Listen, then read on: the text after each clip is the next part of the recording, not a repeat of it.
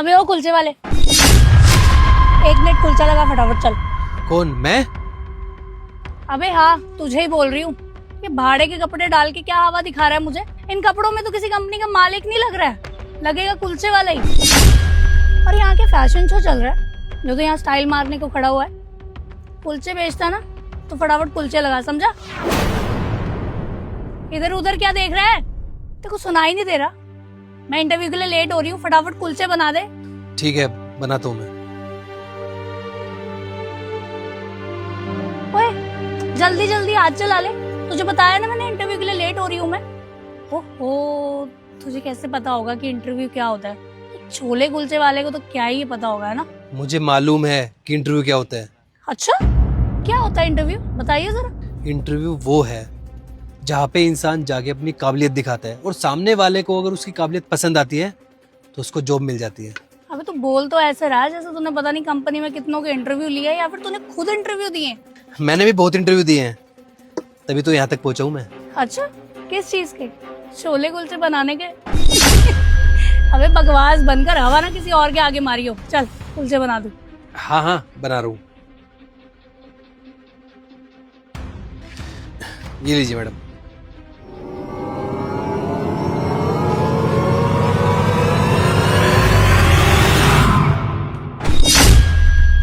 अबे क्या जहर बनाया तूने?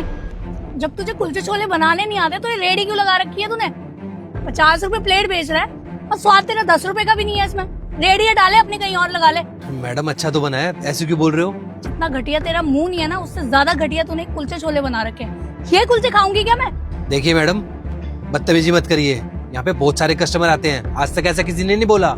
अच्छा अकड़ दिखा रहा है? तुझे पता है ना तू कौन है? मामूली सा कुलचे वाला। तो कुलचे वालों से ना ऐसी बात की जाती है, समझा? अच्छा, अगर आपको ऐसे ठेले का खाना पसंद नहीं आता तो यहाँ पे ठेले पे आए क्यों हो? किसी अच्छे से रेस्टोरेंट में जाते ना, यहाँ पे आने की क्या जरूरत थी? बदतमीजी, कस्टमर के साथ बदतमीजी कर रहा है? अबे ओ ऐसी बदतमीजी करता रहा ना तो तेरे इस ठेले पे ना कोई नहीं आने वाला, समझा? ये पकड़ अपने पैसे, और मुझे नहीं खाने तेरे यहाँ पे ठेले पे तेरे कुलचे छोले। बदतमीज।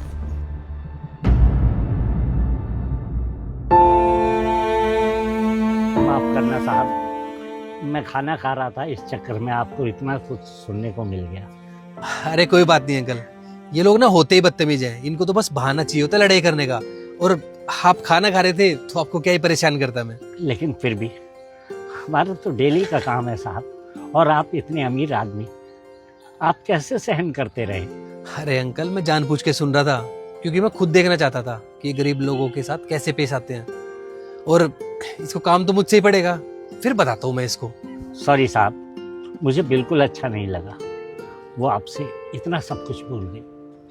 अरे अंकल माफी मत मांगिए, आप ये लीजिए आपके पैसे और आप अपनी ठेली संभालिए।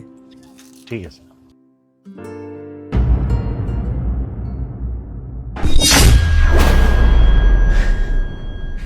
चलो फिर से हमारी मुलाकात हो ही गई। अबे ओ कुलचे छोले वाले, तेरी हिम्मत कैसी हुई इतनी बड़ी कंपनी में एंट्री लेने की, और आते ही बॉस की सीट पे बैठ गया? चलो उठ यहाँ से। वैसे फॉर योर काइंड इन्फॉर्मेशन, ये कंपनी भी मेरी ही है और ये चेयर भी। क्या तू इस कंपनी का मालिक है?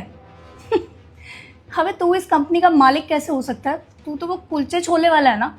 वो कुलचे की दुकान मेरी नहीं थी और ना ही मैं कोई कुलचा बेचने वाला हूँ। अच्छा, अगर तू इतनी बड़ी कंपनी का मालिक है तो तू उस छोले कुलचे की रेडी पे खड़ा होके क्या कर रहा था? बड़ी कंपनी के मालिक तो रेडियो पर नहीं जाते, तो तू क्या कर रहा था वहाँ?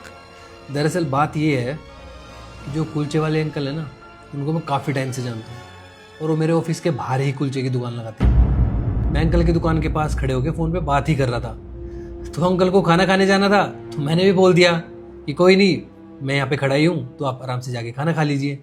तभी आप आ गई और आपने आके मुझसे पता नहीं क्या क्या बदतमीजी की, और मुझे समझ में आ गया कि आप एक निहायती बदतमीज लड़की हैं जिसके माँ बाप ने उसको बिल्कुल भी अच्छे संस्कार नहीं दिए हुए।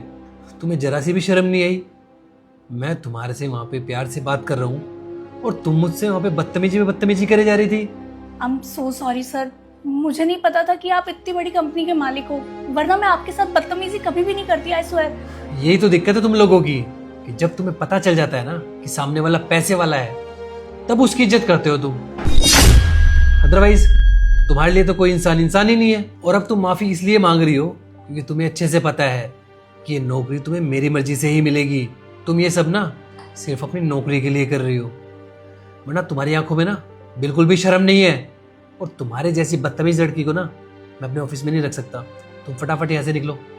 सर आप मेरी एक बार क्वालिफिकेशन तो देखिए, मुझे इस शॉप की बहुत जरूरत है सर मुझ में पूरी काबिलियत है इस ऑफिस में काम करने की। तुम्हारी क्वालिफिकेशन, तुम्हारा चरित्र और तुम्हारी काबिलियत जो मैंने देखना था ना, सब देख चुका हूँ मैं। अब तुम यहाँ से जा सकती हो। Sir please sir I really need this job. You may now leave.